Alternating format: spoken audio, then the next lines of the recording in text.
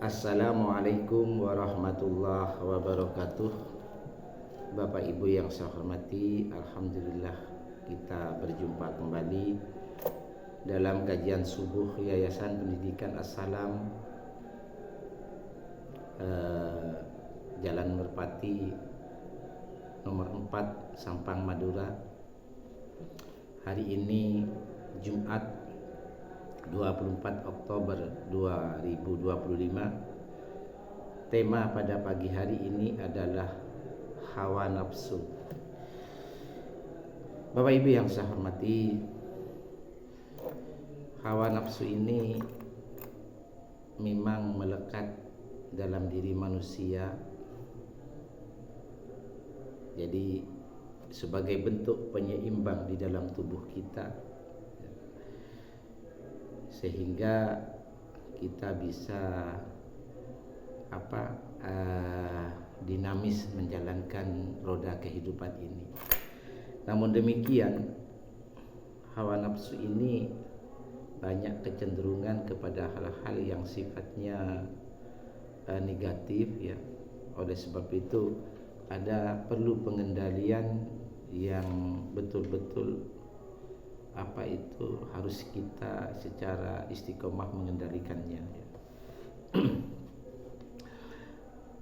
Bapak Ibu yang saya hormati, di samping itu kita ini di dalamnya ada jiwa.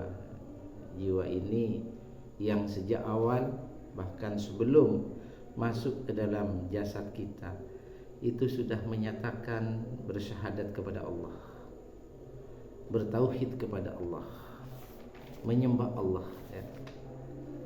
Dan hal ini bisa dibuktikan di dalam surat Al-A'raf surat 7 ayat 172. Nah, ketika jiwa itu masuk ke dalam jasad manusia, terutama ketika bayi umur 4 bulan, ya, maka Allah memasukkan meniupkan roh. Dengan demikian jiwa itu masuk ke dalam jasad manusia. Kemudian Allah lengkapi dengan pendengaran, penglihatan, dan jiwa itu sendiri. Bisa kita lihat di dalam surat As-Sajdah ayat 9. Nah, jadi pada dasarnya kita ini semuanya dalam keadaan fitrah, dalam keadaan suci, dalam keadaan bersih, dalam keadaan mengabdi kepada Allah. Tetapi di tengah-tengah perjalanan, pengabdian itu kadang-kadang terkikis, bahkan berbalik arah, atau justru pengabdian kita itu justru semakin meningkat kepada Allah. Nah, banyak faktor mengapa kita ini berbakti kita, ya, kepada Allah, ya, bersungguh-sungguh kita di jalan Allah. Itu salah satunya dipengaruhi oleh hawa nafsu kita. Jadi hawa nafsu ini tidak bisa dimusnahkan, tidak bisa dilenyapkan, tetapi perlu dikendalikan, ya. Beberapa hari yang lalu pernah saya sampaikan bahwa seseorang ketika lapar, ya, maka ada keinginan untuk makan. Seseorang yang merasa kehausan, ya, itu ada keinginan untuk minum.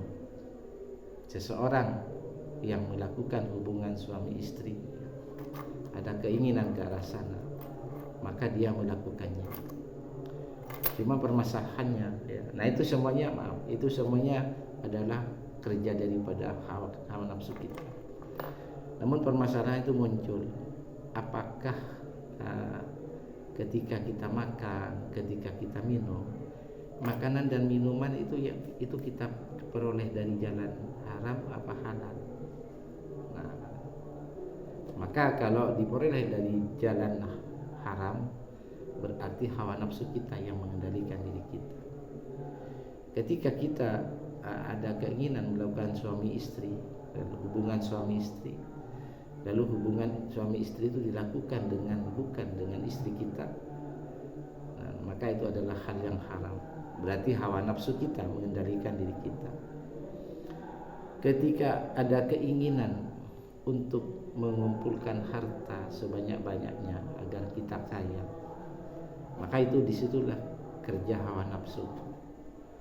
Nah, ketika cara mengumpulkannya itu dengan jalan maaf, misalkan merugikan orang lain, mengambil hak orang lain, mendolimi orang lain, nah itu berarti hawa nafsu kita yang bekerja.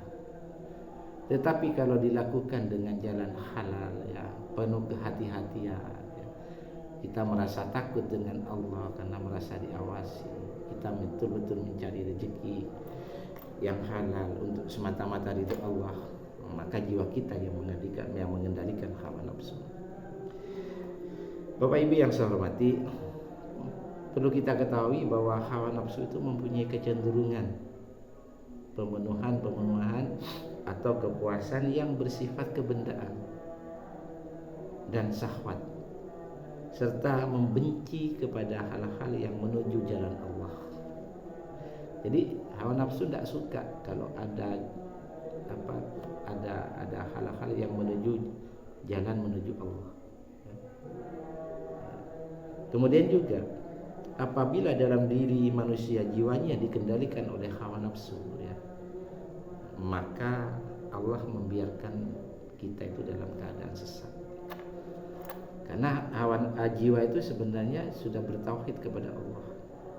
Tetapi kalau jiwa sudah dikendalikan oleh hawa nafsu, sudah tidak lagi, ya, tidak bertauhid, karena sudah hawa nafsu yang mengendalikan. Nah, akibat daripada hawa nafsu mengendalikan jiwa kita, maka Allah akan mengunci mati segala bentuk pendengaran, penglihatan, dan kolbu kita, kolbu kiri kita, jiwa kita.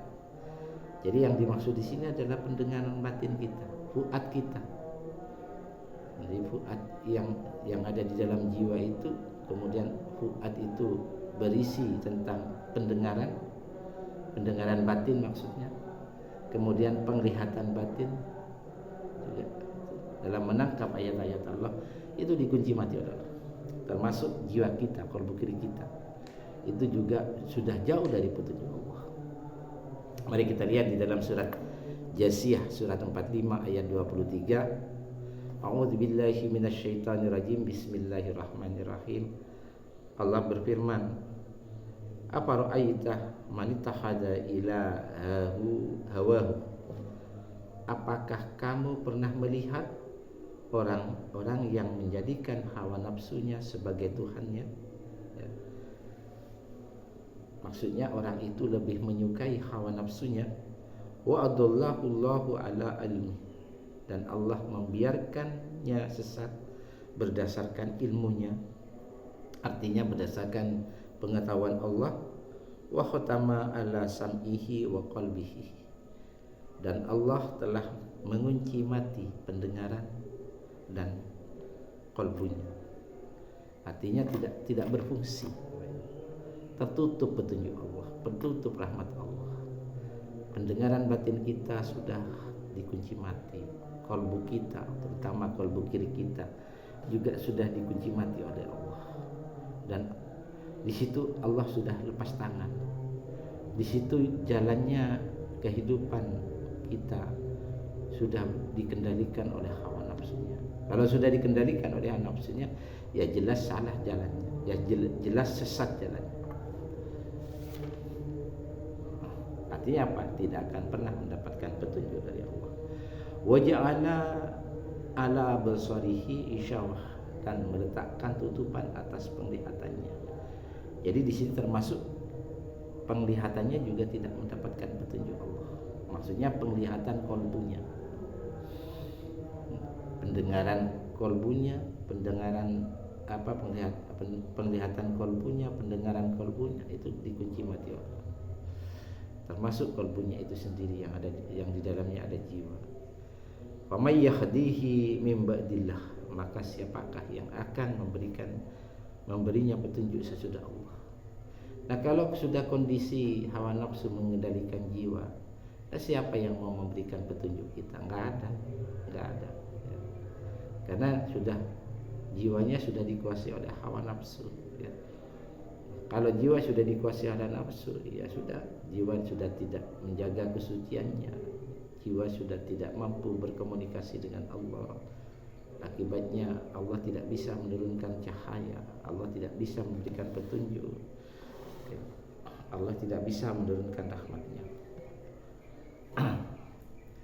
Afala tadhakkarun, mengapa kalian tidak mengambil pelajaran? Jadi musibah yang paling besar itu yang dialami oleh manusia adalah ketika orang itu diberikan ujian oleh Allah, sementara dia kolbunya, pendengaran dan penglihatannya dikunci mati oleh Allah. Itulah musibah yang paling besar. Bapak Ibu yang saya hormati, marilah kita renungkan bersama bahwa sekali lagi hawa nafsu itu tidak bisa dimusnahkan, tetapi hawa nafsu itu hanya bisa dikendalikan. Selama kita mampu mengendalikan hawa nafsu, maka secara otomatis kita akan bisa berkomunikasi dengan Allah. Selama kita itu mengendalikan hawa nafsu, maka kita bisa misalkan curhat kepada Allah. Marilah kita lakukan segala aktivitas kita dalam kehidupan dunia ini betul-betul semata-mata mencari Allah. Ketika kita bekerja, maka semata-mata mencari ridho Allah. Kita takut barang yang haram, kita berusaha mencari barang yang halal, yang diridhoi Allah. Kita takut menyakiti orang lain, ya. Kita takut mendolimi orang lain. Kita takut berbuat curang kepada orang lain karena takut kepada Allah. Agar apa? Dengan demikian hawa nafsu itu akan dikendalikan. Tapi caranya yang paling penting adalah supaya hawa nafsu itu dikendalikan oleh jiwa kita, maka banyaklah mengingat Allah, banyaklah berzikir kepada Allah. Jadi ketika kita sudah berzikir kepada Allah, maka jiwa kita ini akan senantiasa selalu dalam keadaan kebaikan menuju ridho Allah. Mudah-mudahan ini menjadi renungan bersama. Terima kasih. Wassalamualaikum warahmatullahi wabarakatuh.